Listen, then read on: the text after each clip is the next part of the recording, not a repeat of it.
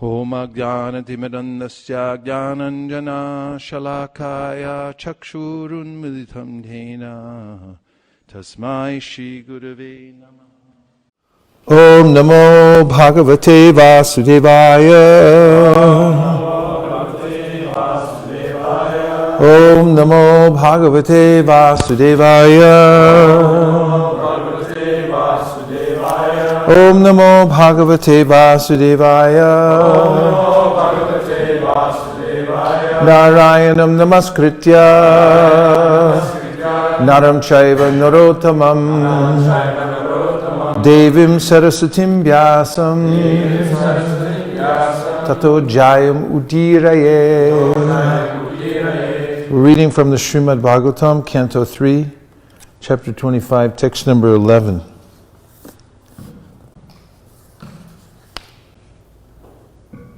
Word for word. Tam, that person. Twa, unto you. Gata, have gone. Aham, I. Sharanam, shelter. Sharanyam, worth taking shelter of. Swabhritya, for your dependence. Samsara, of material existence. Taro, of the tree. Hutaram, the axe. Jignasaya, with the desire to know. Aham, I. Prakrite, of matter. Woman. Purushasya, of spirit. Man. Namami, I offer obeisances. Satdharma, of the eternal occupation. Vidham, of the knowers. Varishtam, unto the greatest. Tam tva gataham sharanam sharanyam swapritya sangsara taro kataram jignasayaham prakrite purushasya Namami Sadharma Vidhan Varishtam. Tam Twa Gataham Sharanam Sharanyam Swapritya Sangsara Taro Kutaram Jignasayaham Prakrite Purushasya Namami Sadharma Vidhan Varishtam. Translation. Devahuti continued, I have taken shelter of your lotus feet because you are the only person of whom to take shelter. You are the axe which can cut the tree of material existence. I therefore offer my obeisances unto you, who are the greatest of all transcendentalists, and I inquire from you as to the relationship between man and woman and between spirit and matter. Please repeat. Devahuti continued. I have taken shelter of your lotus feet because you are the only person of whom to take shelter. You are the axe which can cut the tree of material existence. I therefore offer my obeisances unto you, who are the greatest of all transcendentalists, and I inquire from you as to the relationship between man and woman and between spirit and matter. Well done, thank you. Purport. By His Divine Grace, A.C. Bhaktivedanta Swami Prabhupada. Sankhya philosophy, as is well known, deals with Prakriti and Purusha. Purusha is the Supreme Personality of Godhead, or anyone who imitates the Supreme Personality of Godhead as an enjoyer. And Prakriti means nature. In this material world, material nature is being exploited by the Purushas, or the living entities. The intricacies in the material world of the relationship of the Prakriti and Purusha, or the enjoyed and the enjoyer, is called samsara, or material entanglement. Devahuti wanted to cut the tree of material entanglement, and she found the suitable weapon in Kapila Muni. The tree of material existence is explained in the 15th chapter of the Bhagavad Gita as an Ashwata tree, whose root is upwards and whose branches are downwards. It is recommended there that one has to cut the root of this material existential tree with the axe of detachment. What is the attachment? The attachment involves Prakriti and Purusha. The living entities are trying to lord it over material nature. Since the conditioned soul takes material nature to be the subject of his enjoyment, and he takes the position of the enjoyer, he is therefore called Purusha. Devahuti questioned Kapila Muni, for she knew that only he could cut her attachment to this material world. The living entities in the guises of men and women are trying to enjoy the material energy. Therefore, in one sense, everyone is Purusha because Purusha means enjoyer, and Prakriti means enjoyed. In this material world, both the so-called man and so-called woman are imitating the real Purusha, the Supreme Personality of Godhead. Real Purusha, the Supreme Personality of Godhead, is actually the enjoyer in the transcendental sense, whereas all others are Prakriti. The living entities are considered Prakriti. In Bhagavad Gita, matter is analyzed as apara, or inferior nature, whereas beyond this inferior nature, there is another superior nature, the living entities. Living entities are also Prakriti or enjoyed, but under the spell of Maya, the living entities are falsely trying to take the position of enjoyers. That is the cause of samsara bandha, or conditional life. Devahuti wanted to get out of conditional life and place herself in full surrender. The Lord is Sharanya, which means the only worthy personality to whom one can fully surrender, because he is full of all opulences. If anyone actually wants relief, the best course is to surrender unto the Supreme Personality of Godhead. The Lord is also described here as Saddharma Vidam Barishtam. This indicates that of all transcendental occupations, the best occupation is eternal loving service unto the Supreme Personality of Godhead. Dharma is sometimes translated as religion, but that is not exactly the meaning. Dharma actually means that which one cannot give up, that which is inseparable from oneself. The warmth of fire is inseparable from fire. Therefore, warmth is called the dharma, or nature of fire. Similarly, saddharma means eternal occupation.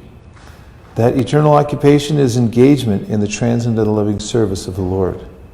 The purpose of Kapila Dev's Sankhya philosophy is to propagate pure, uncontaminated devotional service, and therefore he is addressed here as the most important personality amongst those who know the transcendental occupation of the living entity.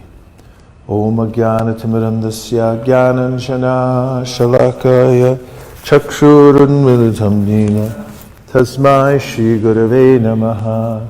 Jaya Shri Krishna Chaitanya Prabhu Nityananda Shri Advaita Gadadhara Shivasari Gaura Bhakta Vrinda. Hare Krishna Krishna Krishna Hare Hare Hare Rama Rama Rama Hare Hare Gopri Bharane Hare Hare Bo. One of the main features of the material world is risk, and it's something that dogs us at all times. Padam yad vipadam. Vipadam means there can be a misstep, even when one seems to be walking in a safe place. And I think oftentimes of the conundrum that I go through if I ever rent a car and they say, do you want the insurance? Do you want the extra insurance? Do you want the extra insurance? Do you want the insurance in case the whole car blows up? And I was counting the different kinds of insurance recently, just doing some research for a vignette that I was writing. And I came up with dozens of different kinds of insurance that one can buy. Everyone has some kind of insurance, renter's insurance, fire insurance, flood insurance, health insurance, death insurance, also known as life insurance. And everything can be insured. It has to be if you want to have a modicum of peace of mind, because there's so much risk in the material world. But when we enter the material world, there's a big sign that says, enter at your own risk. And this is our free will to go anyway. The Shastra, Sharanam Sharanyam, here particularly is saying that there's only one safe place for us. Although there appear to be many places that we can take shelter in this world, that's the lotus feet of Krishna. And everything else has its risk factor. First time I went to Japan and I had my luggage and somebody drove me down to the Harinam. I thought maybe I'll leave my luggage in the car and go to the Harinam. And I asked my driver, and I said, how safe is it here? He said, 95% safe. And then I was thinking, 5%, I don't know. My mind entered into that 5%. I was thinking all the things that could happen and what the consequences would be.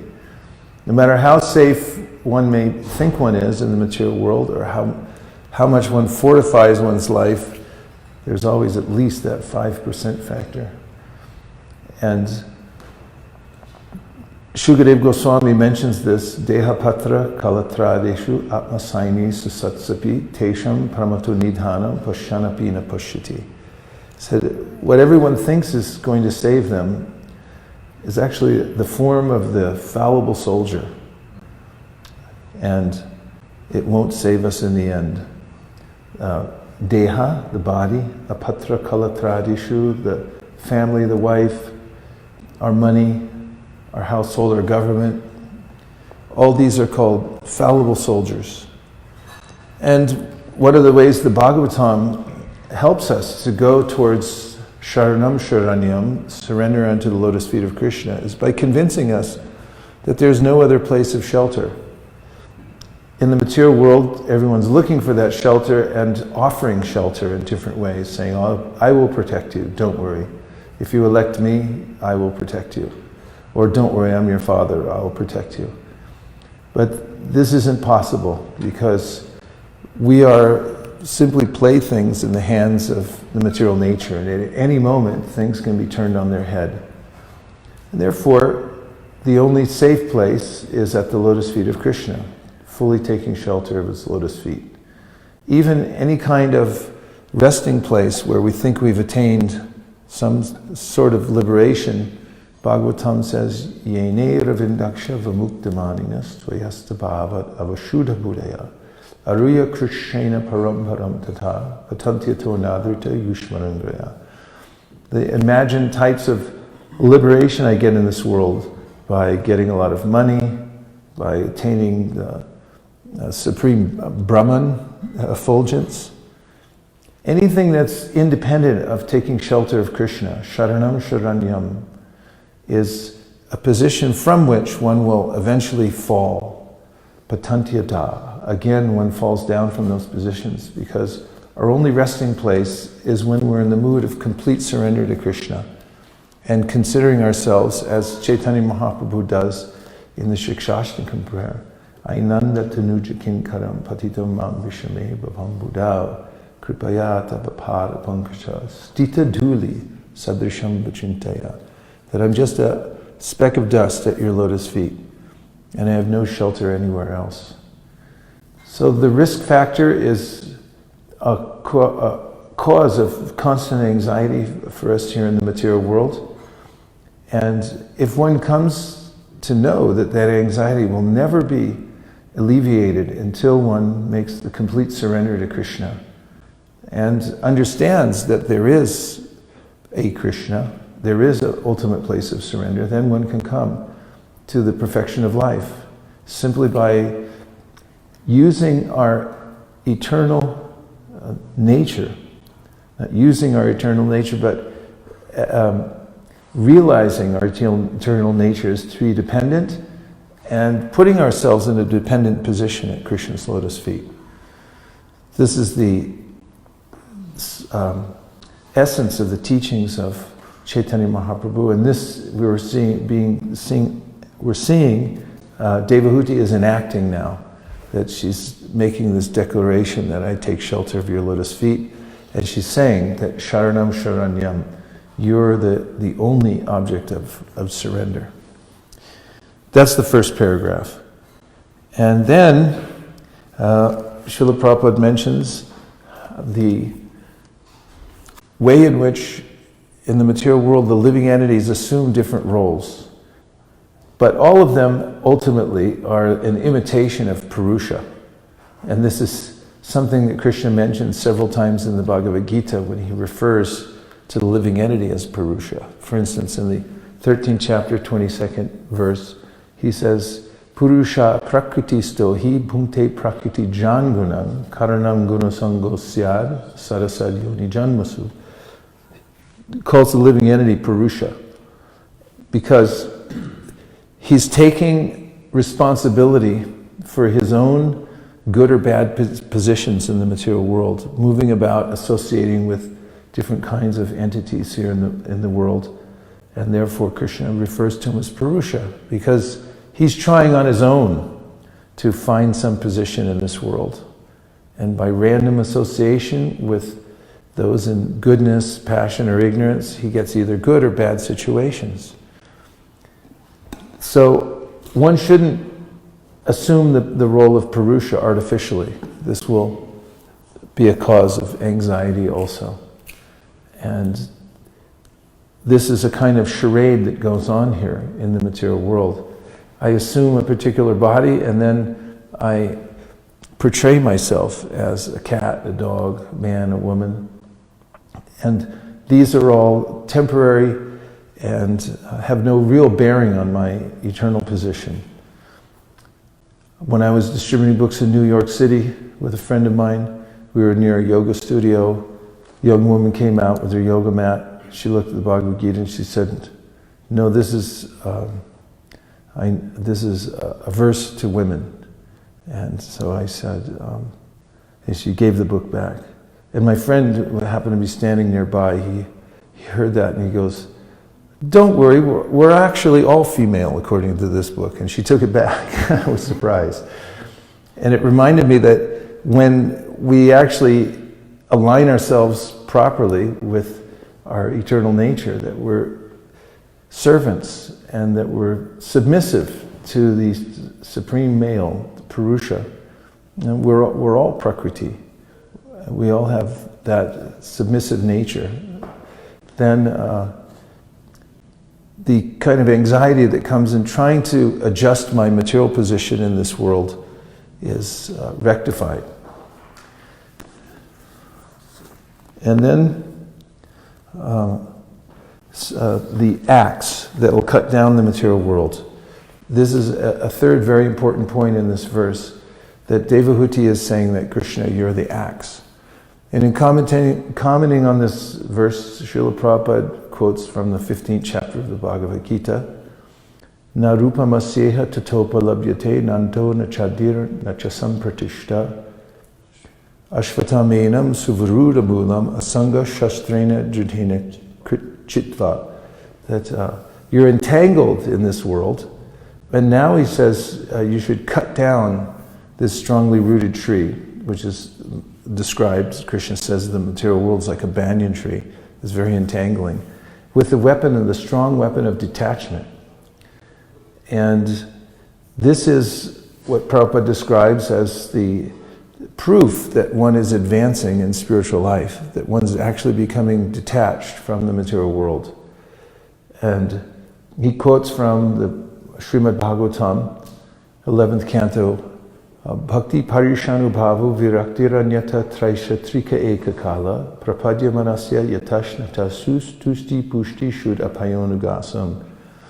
And in this verse, Kavi Havi Antariksha, Kavi Havi, Yogendra says that the person who's engaged in surrendering to Krishna, will naturally become detached from all things that aren't related to him. It happens as in due course of time, and one will notice this, that one is becoming detached from the inferior items of this world, like one's lower urges to enjoy the material world, which are naturally there in all living entities, because along with our birth, the senses are embedded in matter. They're embedded in the sense objects, actually. They're there, as we heard from the Hamsa avatar. He said that it's no wonder the living entities are attached in the material world, because the sense objects are embedded in the mind, and the mind is embedded in the sense objects. So as soon as we come into the world, we find ourselves connected to the material world, interested in it naturally. It's already there.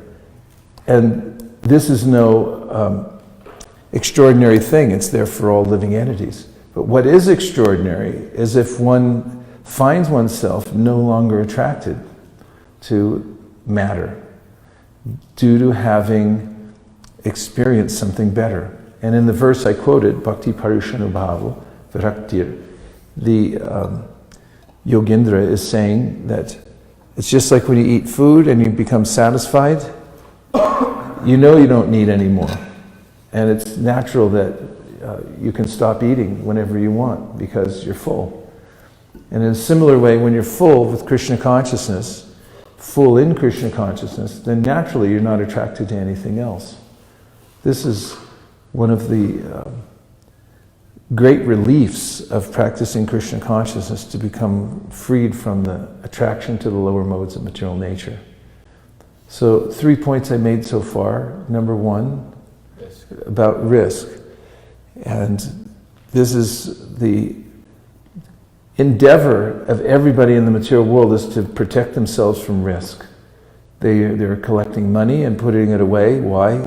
Because there's a risk that at some point I'm going to get sick, or something will happen, I need the money, or I need to retire. Of course, these things, even if you try to avoid risk, it doesn't mean that you won't be visited by some reversal of fortune. And the second was? That we're acting as something we're not. I'm pretending to be the Purusha when actually I'm Prakriti. I'm meant to be enjoyed.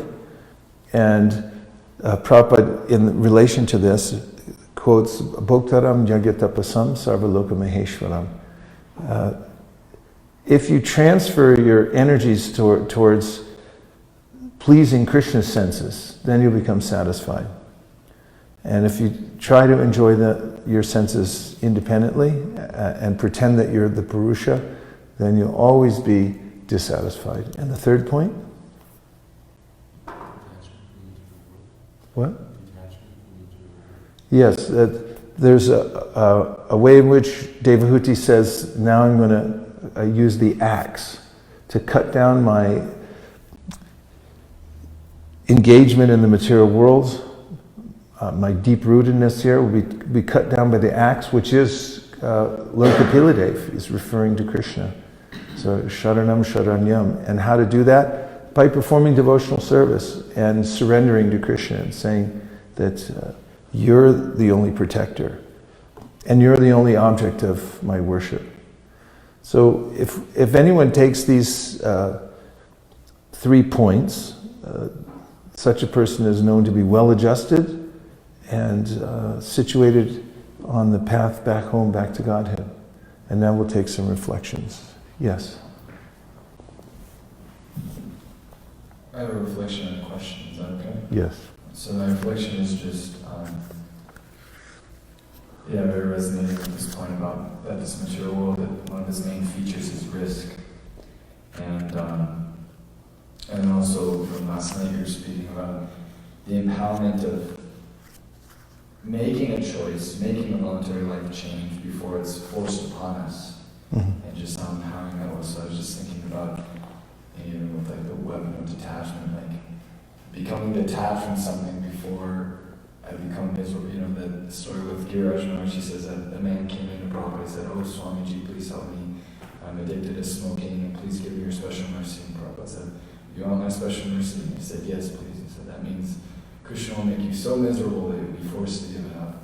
So just the empowerment of making that choice before one has to be forced. And then my question is, you were mentioning about the fallible soldiers. And I'm wondering then, what is the practical way that then, like practical language then, that one can speak to their dependents, right? That, you know, their dependents may be saying, I need shelter, and the protector, you know, in that role at least, may think, okay, well, I'm supposed to give this person shelter, but we don't also want to say, I can't give you any protection, you know what I mean? But what's the practical way to communicate the tattva? Always the practical way to communicate such a thing is that one's a representative of Krishna. One should act as a representative of Krishna in whatever role one has for giving shelter, and not assume that I'm doing it.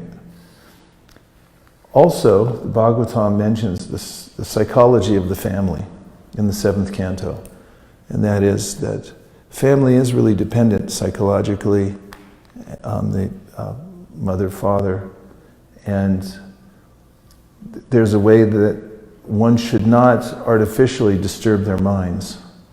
For instance, one may have cultivated detachment and see the raw vision of the material world as being a place of danger at every step. However, Narada Muni says, well, with family members, one should show affection, because they can't survive without affection. Even if one's internally seeing that these are not my children, they're living entities.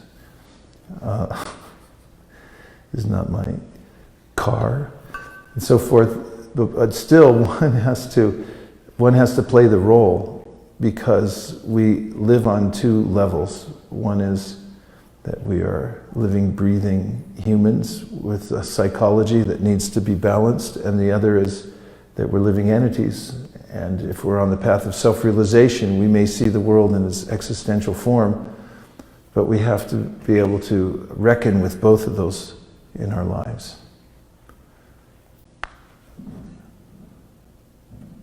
Thank you. That point of that pretending to be the Purusha creates endless dissatisfaction made me think of quicksand. Like in quicksand, if you move around a lot, then you sink faster, but if you just like float and take it easy, then you float to the top and someone can rescue you. Have you ever been in it? No. But you saw it in Tarzan movie, right? Yeah. Actually, I read an article the other day said that was fake in Tarzan. The quicksand is not exactly like that. But in any case, it is like the Tarzan quicksand. You get in, and if you move around, you can be pulled down further. It's tar baby. The more you thrash, the more you get stuck. And the more you try to rectify also the situation from the material platform. This is something that is not well known. People try to extricate themselves from their problems in the material world, but the more they try, the more they get entangled. Of course, it's not, again, as we spoke last night, that we shouldn't do our duty, but one should be methodical but dispassionate, and also understand that the more you become attached to getting out of the difficult situation you're in, the more you implicate yourself. This is mentioned in several places in the Shastra. Yeah, while you were speaking, Prabhu, I kept thinking of the passage that I read this morning with Brandon over the phone, and it's the Yogendras. It's Kavi speaking to the Yogendras, and I thought maybe I could just... Yeah, but you have to keep that mic closer. Yes. Thank you. That's better. So a couple of shlokas from the Kavi Yogendra. He says, 11th canto, chapter 2, and the 35th verse, O King, one who accepts this process of devotional service to the Supreme Personality of Godhead will never blunder on his path in this world. So there's the elimination of the risk. Even while running with his eyes closed, he will never trip or fall. And then this 37th verse. He says, fear arises when a living entity misidentifies himself as the material body because of absorption in the external illusory energy of the Lord. When the living entity thus turns away from the Supreme Lord, he also forgets his own constitutional position as a servant of the Lord. This bewildering, fearful condition is affected by the potency for illusion called Maya. Therefore, an intelligent person should engage unflinchingly in the unalloyed devotional service of the Lord under the guidance of a bona fide spiritual master whom he should accept as his worshipable deity and as his very life and soul. Very much to the point. Thank you. Run, even if you run on the path of bhakti with the eyes closed, means even if you are not fully acquainted with the siddhanta of the process, if you engage in it sincerely, you won't make any mistake, as Krishna will rectify that. Whereas in the path of jnana or karma, if you make the slightest mistake, it's sinful, and you have to pay for that. But in bhakti, Krishna considers those who approach him sincerely in surrender to be very dear to him, as they've taken shelter of him.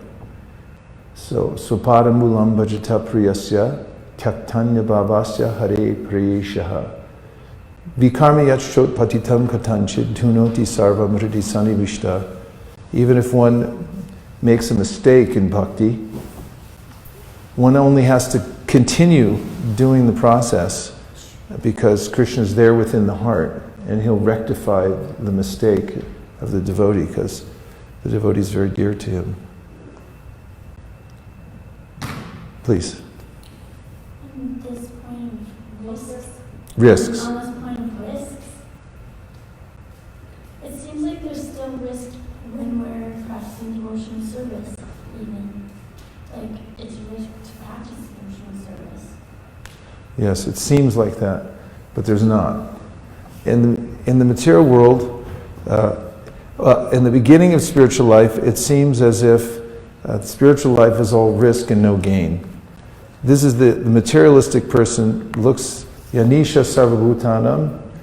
Krishna says what's night for all beings is time awakening for the sage, introspective sage. And what's time awakening for all beings is nighttime for the sage. So that they move in different worlds.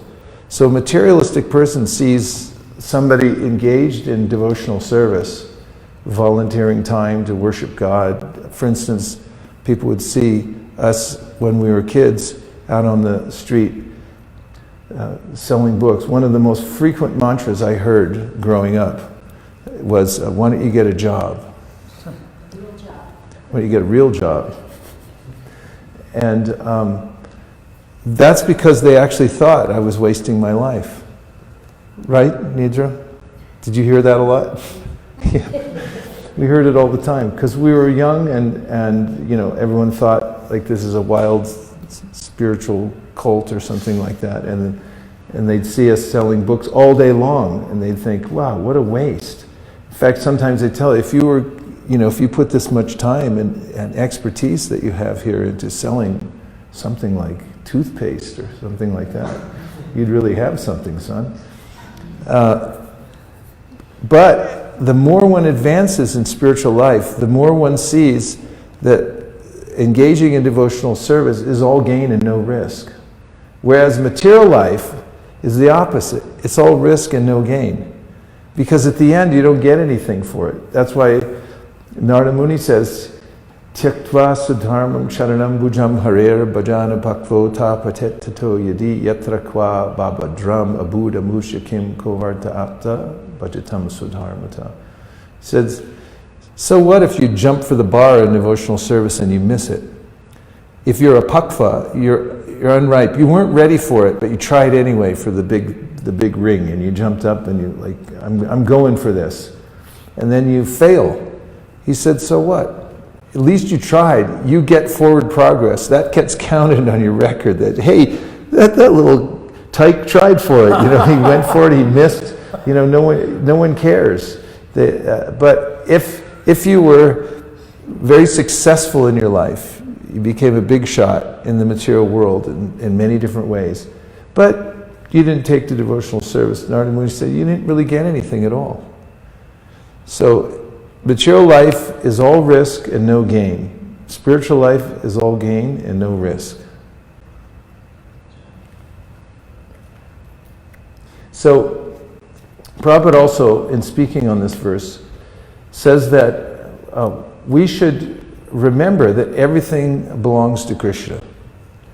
And this helps us become detached. This is one of the techniques for detachment. It's not really a technique, it means adjusting our vision properly.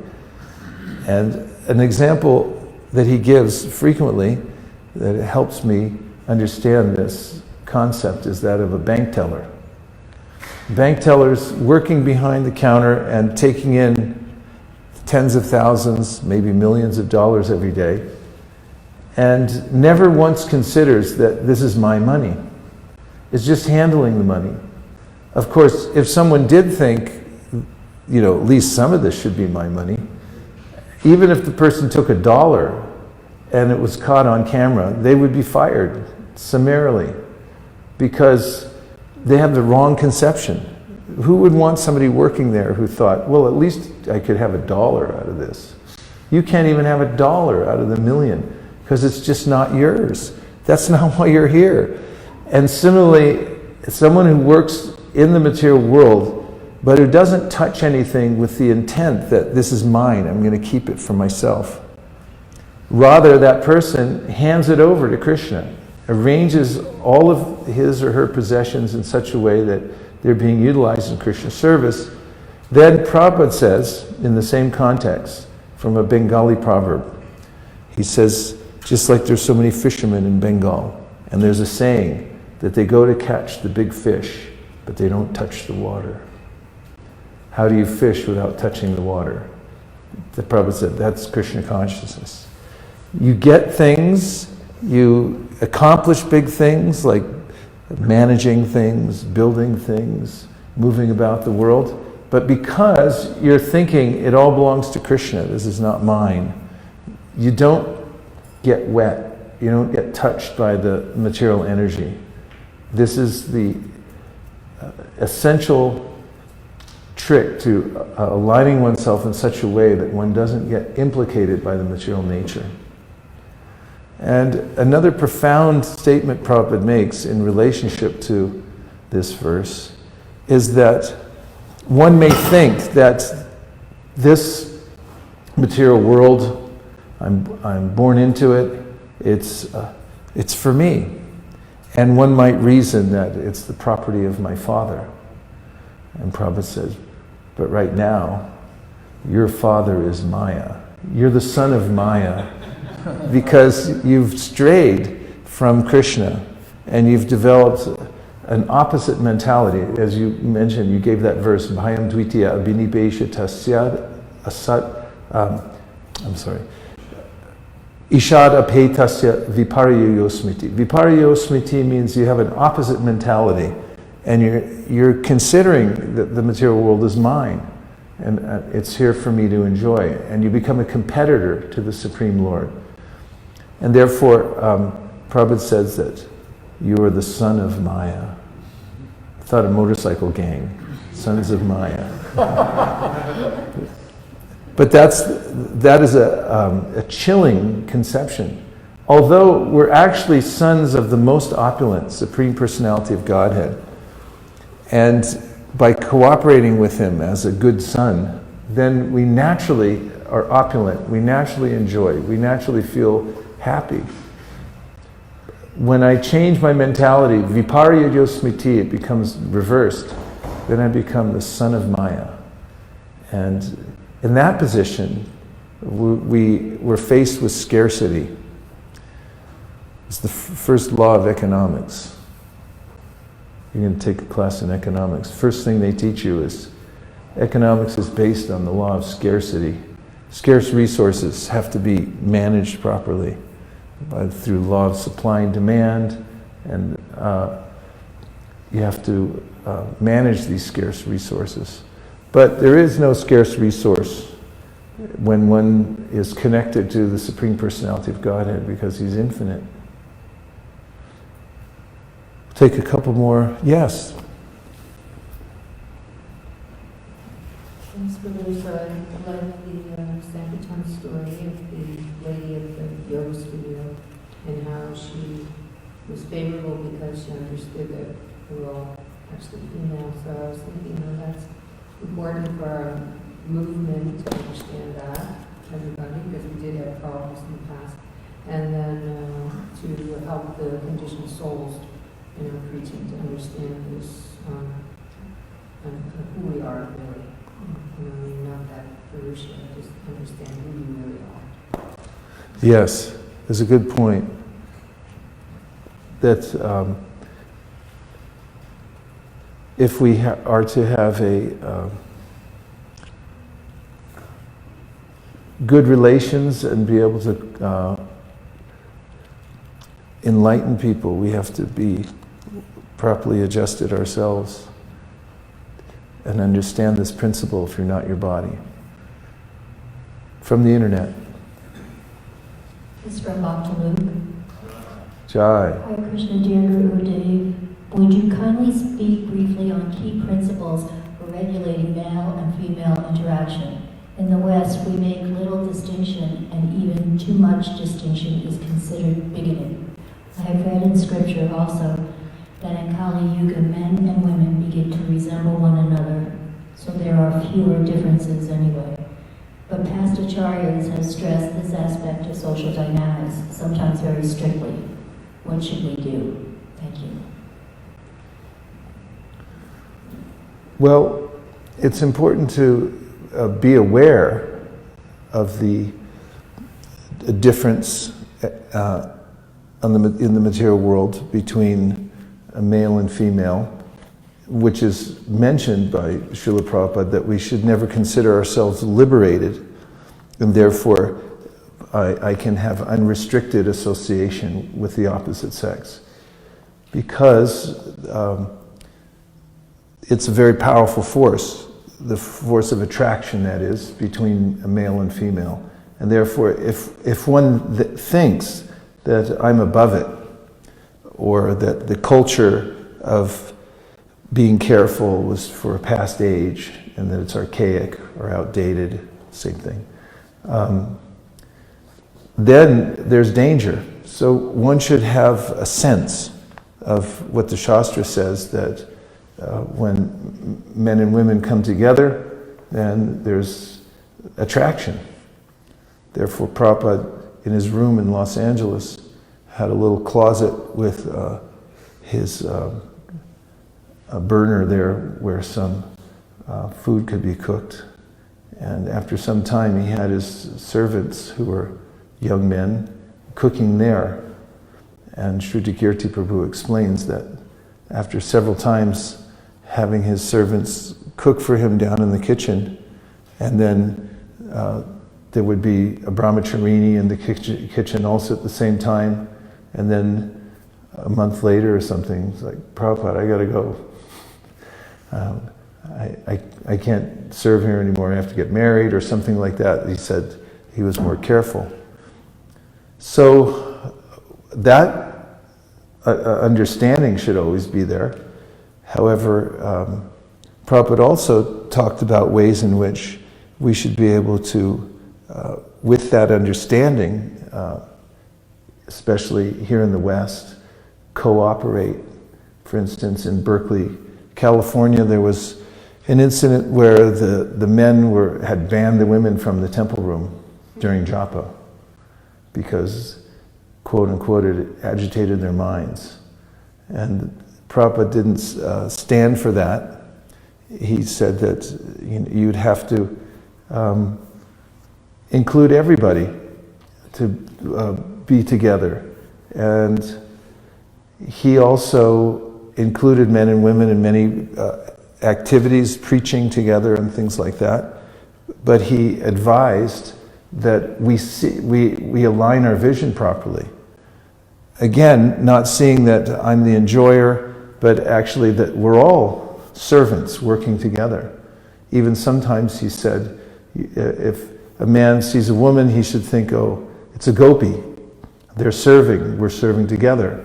And if one observes this, that this is my ultimate purpose here, is serving together, then one is somewhat, and I say somewhat because the first rule holds also, we still have to be careful, protected from succumbing to this idea that I can enjoy. When we go to other places, for instance, India, the standard is different, and we should be, when in Rome, do as Romans. We should be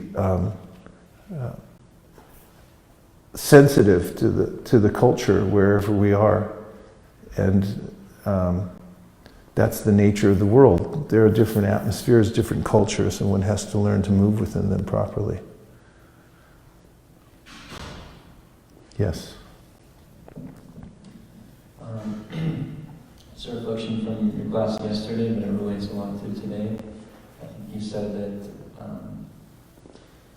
one uses their minute independence to declare dependence on Krishna.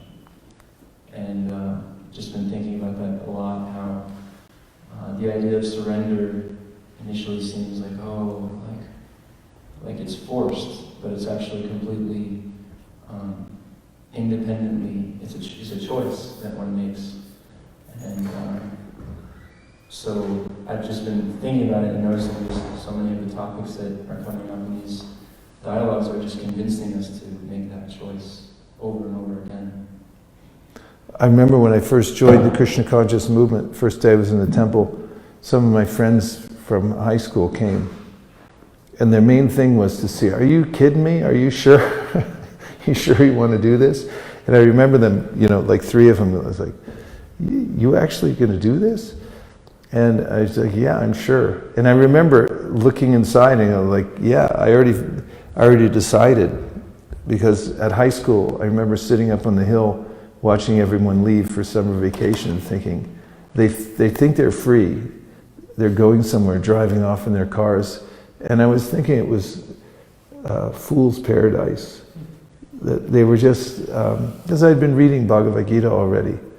And I made a conscious choice that Krishna convinced me in the Bhagavad Gita, Prabhupada convinced me that this is the best thing to surrender. And then, as I mentioned also, when one even starts entertaining such thoughts that, yeah, I think I'll surrender to Krishna, Krishna encourages.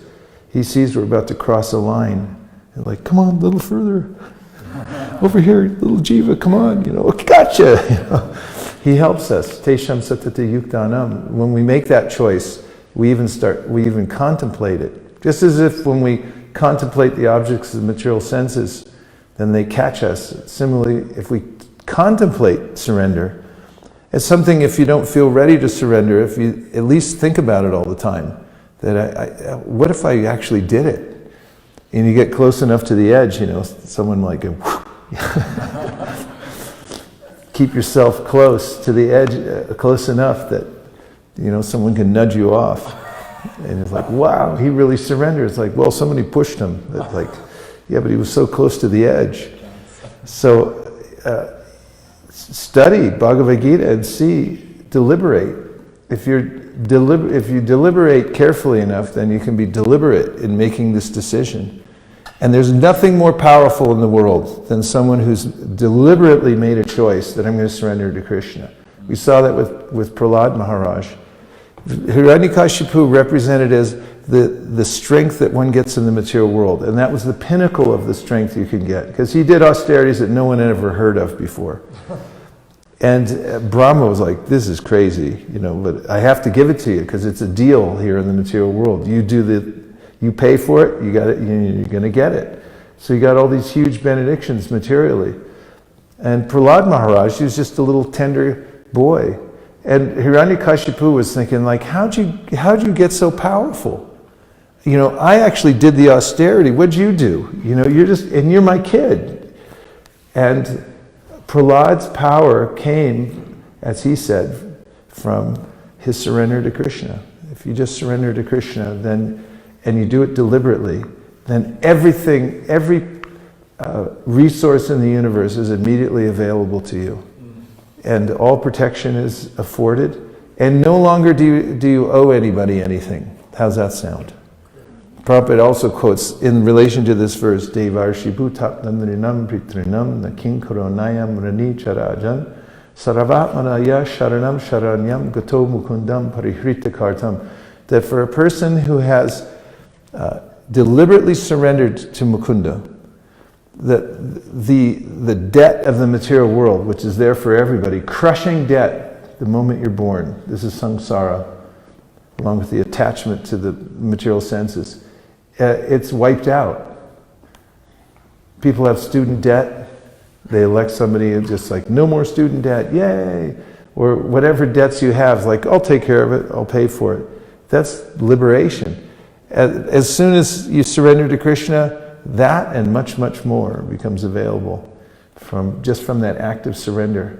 So it's something to study, to contemplate, and then enact in one's own life. And if you just set yourself up in a lifetime of acts of surrender to Krishna, small ones, medium ones, big ones, all different acts of surrender to Krishna, then you live an exciting life. And the other point is, non-surrender to Krishna, going on with the course of material nature, samsara, as was mentioned in the purport, is absolutely boring. Although it's horrendous, and although it's plaguing, it is boring nonetheless, because it's altogether predictable, and everyone goes to sleep because they're going, you're just another sucker who fell for the material nature. You're just like me. That's what everyone's thinking. But when they see somebody surrender, even a tiny bit, they wake up and they look. I mentioned the initiation ceremonies, when people actually like, okay, I'm doing this. You know, I vow, and everyone's like, what are you going to vow? You know, you actually have to do this. It's an act of surrender. Everyone takes notice, everyone wakes up. It's the only interesting thing in this world, when someone goes against the grain of the material world and says, I give up, I'm surrendering to Krishna. And you're like, you're going to do what? Your friends from high school come, you're going to do what? Everyone, the government, everyone say, how can you do that? It's like, I quit. Like, you can't quit. It's like, I just did. So it's fun. Actually, surrender is fun, and it's exciting. And as my final point, Prabhupada said, it's the replacement for gambling.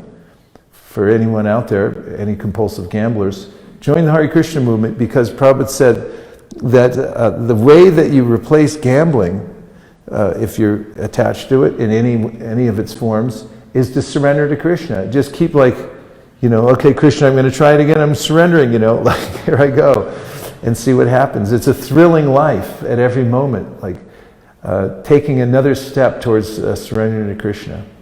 Gaur Premanande, Nitai Gaura Hari Bo, Hari Bo, Hari Bo, Nitai Gaura Hari Bo, Nitai Gaura Hari Bo, Bo, Hari Bo, Nitai Gaura Hari Bo.